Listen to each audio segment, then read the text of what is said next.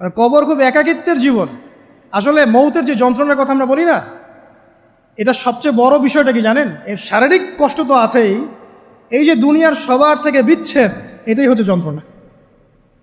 সবার থেকে বিচ্ছেদ না, সবার থেকে বিচ্ছেদ হয়ে চলে যেতে হয়, এটাই সবচেয়ে বড় যন্ত্রণা। মানুষ একা থাকতে চায় না। জেলখানায় যে মানুষকে বন্দি করে রাখে না, ওই একাকিত্বের কষ্টে মানুষ ভোগে। একা একা, আমি একা, কেউ নেই আমার সাথে, এটাই। এর উপর যদি আবার টর্চার করা হয়, রিমান্ড দেওয়া হয়, তাহলে কি অবস্থাটা হবে বোঝেন।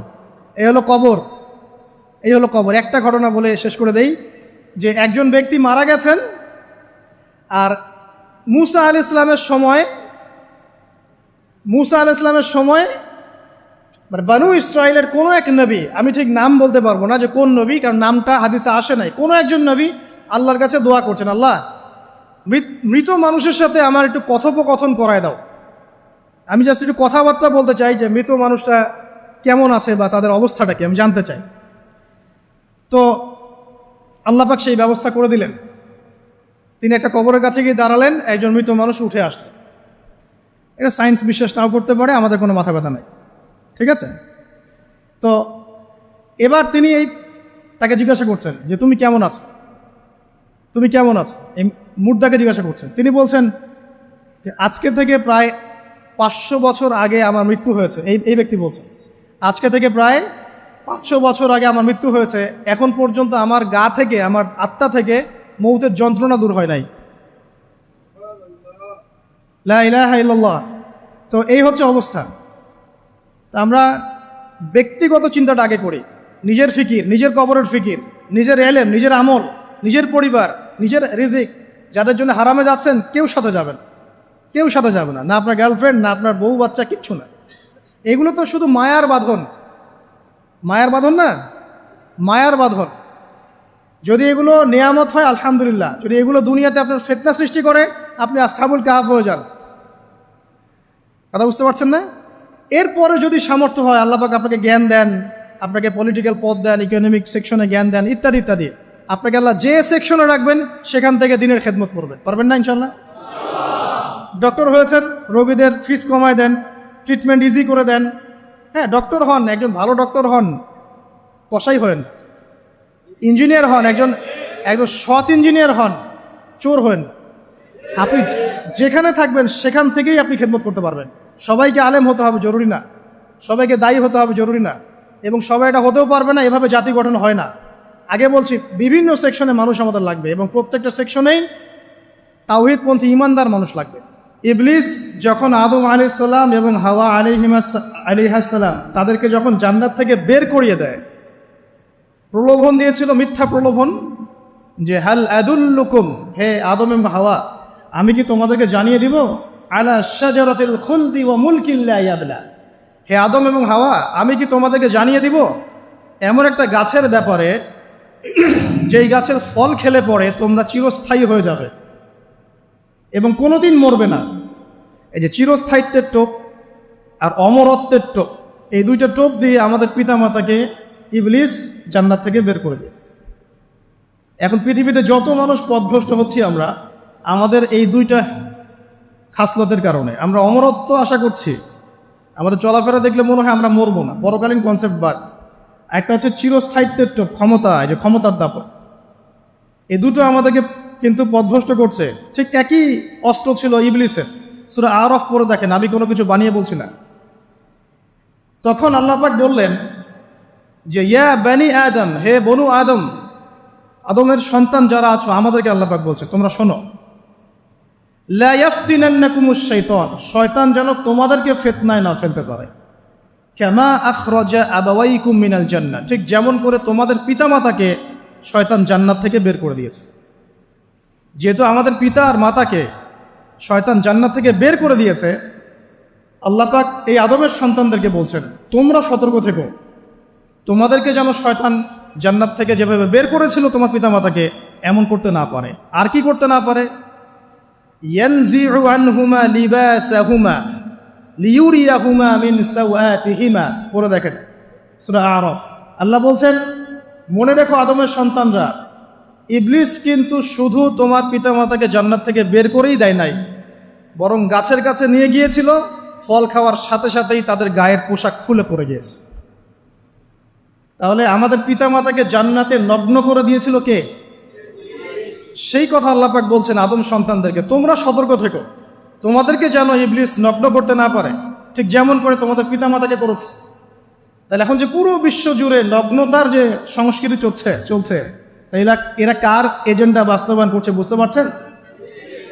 কোরআন পড়েন, পৃথিবীতে যত সভ্যতা চলে গেছে, ব্যাবিলনের সভ্যতা, চাইনিজদের সভ্যতা, তারপরে যে আমাদের মাও সেতুং, ইতালির মুসোলিনি, এদিকে জ্যাপল সার্তে, এদিকে আপনার ফিডেল ক্যাস্ট্রোর কথা বলেন, ওই পশ্চিমা সভ্যতা বাদ দিয়ে যত বড় বড় সভ্যতা রিনাউন্ড, সবার পোশাক ছিল শালীন। আমি চ্যালেঞ্জ করলাম, খুঁজে দেখেন চাইনিজদের পোশাক দেখেন, আগেকার পোশাক, 1000 বছর আগের পোশাক, শালীন পোশাক। তারা কিন্তু মুসলিম ছিলেন না। আপনি এই ব্যাবিলনের সভ্যতা দেখেন, ব্যাবিলনের সভ্যতা অনেক প্রাচীন না? এই সভ্যতার পোশাক দেখবেন এটা অশালীন পোশাক ছিল না। এমনকি আইয়ামে জাহিলিয়াত যেটা আমরা বলি, নবী সাল্লাল্লাহু আলাইহি ওয়াসাল্লাম যখন জন্ম নেননি তার আগের সময় কোনো, ওই সময়ও যে মানুষ জেনা করত, মেয়েকে যে কন্যা সন্তানকে জীবিত দাফন করত, তারপরেও ওদের পোশাক শালীন ছিল। হঠাৎ করে বিশ্বে একটা সভ্যতা আসলো পশ্চিম থেকে, তারা বললো যে পোশাক শর্ট হতে হতে হতে হতে এক পর্যায়ে বিকিনি পরে করা শুরু করে, এবং এখন ওরা সারা বিশ্বে ওটা ছড়িয়ে দিচ্ছে, আমরা সবাই ওটাকে গ্রহণ করছি। আমরা বলছি 1000 বছরের সমস্যা। এখন দেখেন আল্লাহ পাক কি বলছেন, ওয়াইদা ফাআলু ফাহিশাতান, ওই সূরার মধ্যে আছে, যখন তারা কোনো ফাহেসা কাজ করে তারা বলে ওয়াজাদনা আলাইহি আবানা, আমরা এগুলো আমাদের বাপ দাদাদেরকে দেখেছি করতে। যখন তারা কোনো ফাহেসা কাজ করে তারা বলে, অশ্লীল কাজ করলে বলে, আমরা এগুলো দেখেছি বাপ দাদা পিতৃপুরুষ থেকে করে আসছে। আল্লাহু আমারানা বিহা, আল্লাহ আমাদেরকে আদেশ করেছেন। আল্লাহ বলছেন কুল ইন্নাল্লাহা লা ইয়া'মুরু বিল ফাহশা, আল্লাহ পাক কখনো অশ্লীল কাজের আদেশ করতে পারেন না। আতাকুলুনা আলাল্লাহি মা লা তা'লামুন, তোমরা কি আল্লাহ সম্পর্কে এমন কথা বলছো যে কথা তোমরা জানো না? আল্লাহ কিসের আদেশ করেন? আল্লাহ বলছেন কুল আমারা রাব্বি বিল কিসত, হে নবী বলে দিন আল্লাহ পাক আদেশ করেন ন্যায় বিচারের আদেশ করেন। ওয়া আকিমু ওয়ুজুহাকুম ইনদা কুল্লি মসজিদ, এবং প্রত্যেক নামাজের ওয়াক্তে নিজের চেহারাটাকে একনিষ্ঠভাবে আল্লাহর দিকে ফেরাবে, এই আদেশ আল্লাহ পাক করেন। ওয়া আকিমু ওয়ুজুহাকুম ইনদা কুল্লি মসজিদ ওয়াদউহু মুখলিসিনা লাহুদ্দিন, এবং একনিষ্ঠভাবে তোমরা আল্লাহকে ডাকবে, দোয়া করবে, এই আদেশ আল্লাহ পাক করেন। তো আল্লাহ পাক কি অশ্লীল কাজের আদেশ করতে পারেন? ইতিহাস পড়ে দেখেন, আমি নিজে হিস্ট্রির ছাত্র, আপনি পড়ে দেখবেন, পুরো ঐতিহাসিক পটভূমি পড়ে দেখবেন, মানুষ এই ঊনবিংশ শতাব্দী আসার আগে এত অশ্লীল ছিল না। এখনকার বিশ্বে যত সমস্যা চলছে, কয়েকটা বলি, রিবা বা সুদ, জেনা বা উন্মুক্ত যৌনাচার, তারপরে বেপরদামি অশ্লীলতা, 4 নাম্বার আপনার মাদক, ঠিক আছে, 5 যে বড় মহামারী পর্নোগ্রাফি, যত বড় বড় মেজর সমস্যাগুলো চলছে যেগুলো ইয়াং জেনারেশনকে ধ্বংস করে দিচ্ছে, এগুলোর ম্যাক্সিমাম এসেছে কিন্তু পশ্চিম থেকে। খেয়াল করে দেখবেন, এগুলো কিন্তু বাংলাদেশ থেকে আসে নাই, আসছে ভারত থেকে আসছে, পাকিস্তান থেকে আসছে, সাবকন্টিনেন্ট থেকে আসে নাই, এগুলো দেখবেন একটা নির্দিষ্ট জায়গা থেকে আসছে। তো এই কারণেই আমাদের সতর্ক দৃষ্টি রাখতে হবে যে বস্তুবাদী উন্নয়ন সব কিছু নয়। হ্যাঁ, আমরা জিডিপি বাড়ালাম, ইন্ডাস্ট্রিজ গড়লাম, মঙ্গলে চলে গেলাম, চাঁদে গেলাম, ওকে ফাইন, এগুলোর কেউ বিরোধিতা করবে না, এটা ভালো, ন্যাশনকে এগিয়ে নিতে হবে, এটাই এডুকেট, তারও নয়, এবং এডুকেটেই করতে হবে, কিন্তু নৈতিকতার বিসর্জন দিয়ে নয়। নৈতিকতার বিসর্জন দিয়ে ধর্ম থেকে দূরে চলে এসে নাস্তিকতায় বিশ্বাসী হয়ে আল্লাহকে বাদ দিয়ে, রাসূলকে বাদ দিয়ে এই বস্তুবাদী উন্নয়ন আমাদের পরকালকে বাঁচাতে পারবে না। তো পরকালকে বাঁচিয়ে রেখে আমার দুনিয়াবী উন্নয়ন করতে হবে, এবং দুনিয়ার উন্নয়নটা অবশ্যই জরুরি। সারা বিশ্ব যখন এগিয়ে যাচ্ছে, আমরা কেন পিছিয়ে থাকবো? আমি তো এটাও বলি যে এটা অনেক মাদ্রাসার লাইনে যারা আছেন তারা আমার সাথে একটু বিরোধিতা করেন এই বিষয়ে, কিন্তু আমি নিজেই বলি যে সিলেবাসের মধ্যে পরিবর্তন নিয়ে আসার চেষ্টা করতে হবে। শুধুমাত্র এককেন্দ্রিক শিক্ষায় কেন শিক্ষিত হব? এই যুগে চলার জন্য যে উপকারী জ্ঞানগুলো দরকার সেগুলো শিখতে হবে আমাদেরকে। আমাদের আইসিটির জ্ঞানের দরকার আছে, আমাদের ইংরেজির জ্ঞানের দরকার আছে, ম্যাথামেটিক্স দরকার আছে, সায়েন্সের দরকার আছে, আমাদের তথ্য প্রযুক্তি জানতে হবে, অর্থনীতির জ্ঞানের দরকার আছে, পলিটিক্যাল সায়েন্সের দরকার আছে, জিও পলিটিক্স দরকার আছে। এগুলো বাদ দিয়ে শুধু যদি আমি মুখস্থ করে যাই, এই জ্ঞানটা আমার কী কাজে দেবে আমাকে বলে? এই কথাটা অনেকে নেগেটিভলি নেয়, কিন্তু আমি আসলে তাদের ব্যাপারে তাদের সাথে তর্ক করতে চাই না। আমি আমার কনসেপ্ট লালন করি, আমি এতটুকুই বলছি। এবং যারা শিক্ষিত মহল আছেন, বুদ্ধিজীবী মহল আছেন, যারা দেশ সম্পর্কে ভাবেন, যাদের নিয়ে ভাবেন, উম্মা নিয়ে ভাবেন, তারা কিন্তু আমার সাথে একমত হবে ইনশাআল্লাহ যে আমরা কিন্তু এই জায়গাটাতে পিছিয়ে পড়তেছি। আল্লাহ পাক আমাদেরকে কনস্ট্রাকটিভ সিলেবাসে পড়াশোনা করার তৌফিক দান করুন, এবং জেনারেল লাইন থেকে আপনি বয়কট করে একদম ইয়াতে চলে আসতেছেন কেন? জেনারেল লাইনে পড়ছেন, পড়েন, আপনার এই জ্ঞানটাকে আপনি ইসলামের কল্যাণে কাজে লাগাতে পারবেন না? সবাইকে কি আলেম হতে হবে? সবাইকে মুফতি হবে, মুহাদ্দিস হবে? অর্থনীতিবিদের দরকার আছে না? পলিটিশিয়ানের দরকার আছে না? ডক্টর ইঞ্জিনিয়ার দরকার আছে না? সব সেক্টরের মানুষের দরকার আছে। আপনাদেরকে আপনাদের জায়গায় থাকতে হবে, ওখানে থেকে আপনারা ইসলামের খেদমত করবেন, পারবেন না? একজন ডক্টর, তিনি কি ইসলামের খেদমত করতে পারবেন না ভাই? একজন সৎ নেতা, তিনি কি ইসলামের খেদমত করতে পারবেন না? একজন অর্থনীতিবিদ, তিনি যদি আল্লাহ পাকের হালাল হারাম মেনে অর্থনীতির কোনো বিধান চালু করেন, তিনি কি ইসলামের খেদমত করতে পারবেন না? তো সবাইকে কি বক্তা হইতে হবে? সবাইকে আলেম হতে হবে? এক নির্দিষ্ট একটা শ্রেণীর মানুষ আলেম হবে, নির্দিষ্ট একটা শ্রেণীর মানুষ প্রশাসনে থাকবে, নির্দিষ্ট একটা শ্রেণীর মানুষ আপনি জনপ্রতিনিধি হবে, নির্দিষ্ট শ্রেণীর মানুষ ইকোনমিক সেক্টরে থাকবে। এইভাবে আমরা একটা জাতি গঠন করব, এবং সবাই হবে উভয় দিকে শিক্ষিত। একজন আর্মি অফিসার, তার উচিত হবে ইমামতি করার যোগ্যতা অর্জন করা। একজন ডক্টর, তার উচিত হবে ইমামতি করার যোগ্যতা অর্জন করা। আবার একজন যিনি আলেম, তারও উচিত হবে এমন পড়াশোনা করা যে পড়াশোনা দিয়ে তিনি কোরআন সুন্নাহকে হাতে রেখে ওয়ার্ল্ড অ্যাফেয়ার্সকে ডিল করতে পারেন। তো এই বিষয়গুলো আমাদের একটা গ্যাপ চলে আসছে দীর্ঘদিন থেকে। আল্লাহ পাক আমাদেরকে বোঝার তৌফিক দান করুন।